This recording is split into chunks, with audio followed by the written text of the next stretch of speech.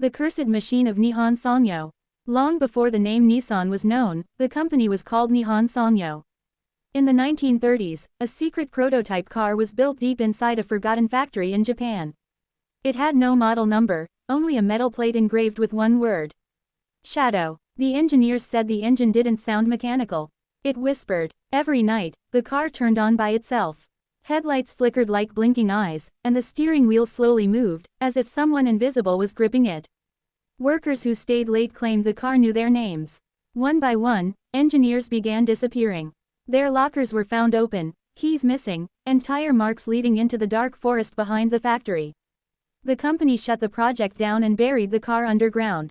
Official records were erased. Nihon Sangyo changed its name. The world moved on, or so they thought. Present day, a young mechanic named Hiro bought an old, rusted Nihon Sangyo car from an abandoned warehouse. The seller warned him, never drive it after midnight. Hiro laughed. That night, the radio turned on by itself. A deep voice whispered in Japanese. Start me. When Hiro tried to stop, the brakes failed. The car drove on its own, faster and faster, toward the old factory ruins. In the rearview mirror, he saw shadows sitting in the back seat, engineers who never left. As the car entered the factory gate, the engine finally went silent. The next morning, the Nihon Sangyo car was gone. Only fresh tire marks remained. And somewhere in the darkness, an engine started again. Before the world knew Nissan, it was called Nihon Sangyo, and hidden behind its success was a forgotten experiment, a prototype car built in silence, away from cities, where engineers pushed metal beyond science and into something darker, believing machines could absorb human will, fear, and regret. And when the car was completed, it didn't just start, it listened, its engine breathing like lungs, its headlights flickering as if blinking, and workers whispered that it moved slightly when no one was near. But the company ignored the signs until engineers began vanishing, leaving behind only oil-stained footprints and keys that mysteriously reappeared inside the car, resting on the driver's seat, warm as if just held, forcing Nihon Sangyo to seal the project, bury the vehicle under the old factory, erase records, and change its name, thinking time would kill the secret. Yet decades later the car surfaced again, rusted but alive, sold to an unaware owner who felt the steering wheel pulse like a heartbeat, and on a silent midnight drive the radio hissed with voices begging to be remembered, shadows filled the back seat, and the car drove itself back to the ruined factory, sinking into the ground as the engine screamed one final time, and by morning the place was empty again, proving that Nihon Sangyo was never just a company, it was a creator.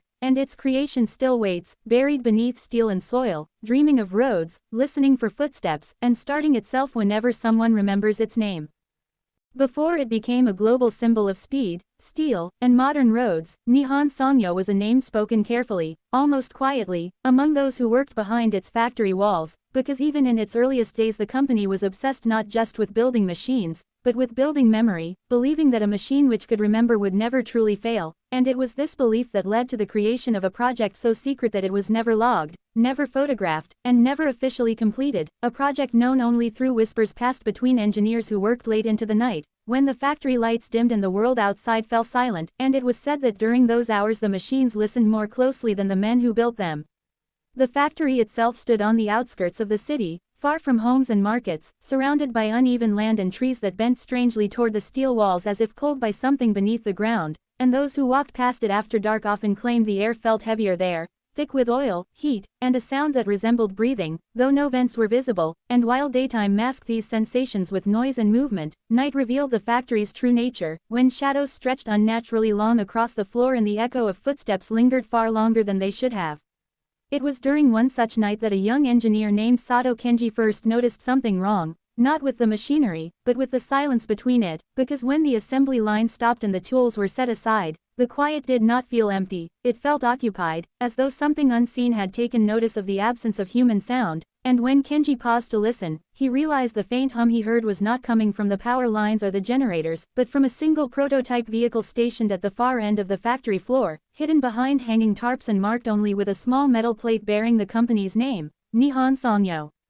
The car had no model number, no registration, no documentation beyond handwritten notes locked away in private drawers, and unlike the other vehicles, it had been assembled by a small, carefully chosen group of engineers who worked in isolation, forbidden from discussing their progress even with colleagues, and while rumors circulated about experimental engines and revolutionary design, the truth was far stranger, because the project was not meant to outperform other cars, it was meant to outlast them, to endure not just wear and time, but abandonment, memory loss, and even death.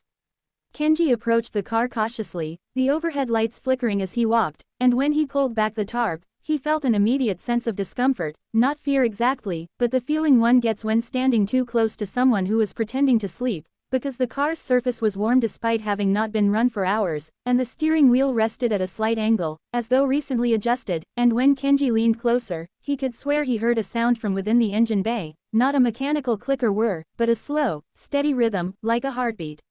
He stepped back quickly, laughing nervously at himself, telling himself exhaustion was playing tricks on his mind, yet as he turned to leave, the factory lights dimmed further, and behind him, without ignition, without keys, without human touch, the car's dashboard lights flickered on for a brief moment, glowing softly before fading into darkness again, and though Kenji told no one what he saw, others soon began noticing similar things, tools found moved from where they had been left, fingerprints appearing on freshly polished metal, and keys that vanished from lockers only to be discovered resting neatly on the driver's seat of the prototype, as if returned deliberately.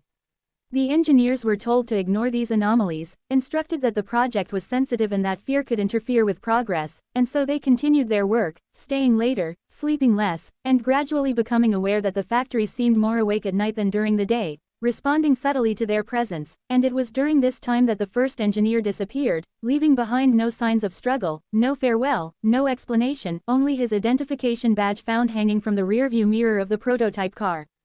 Officially, Nihon Sangyo reported the incident as a resignation, but those who worked inside the factory knew better, because the man had been meticulous, punctual, and devoted, and when his locker was cleared, a notebook was found filled with frantic handwriting describing dreams of driving endless roads with no destination, of voices speaking from the radio even when it was turned off, and of a growing certainty that the car was not built to be driven by humans but to drive them instead. As weeks passed, more engineers vanished, each disappearance quieter than the last, until fear settled into the factory like dust, unavoidable and thick, and finally, a closed-door meeting was held among the company's highest officials, where it was decided that the project had gone too far, that whatever ambition had guided its creation had crossed into something uncontrollable, and so the order was given to shut it down, dismantle what could be dismantled, and bury what could not, sealing the prototype beneath the factory itself, encased in steel.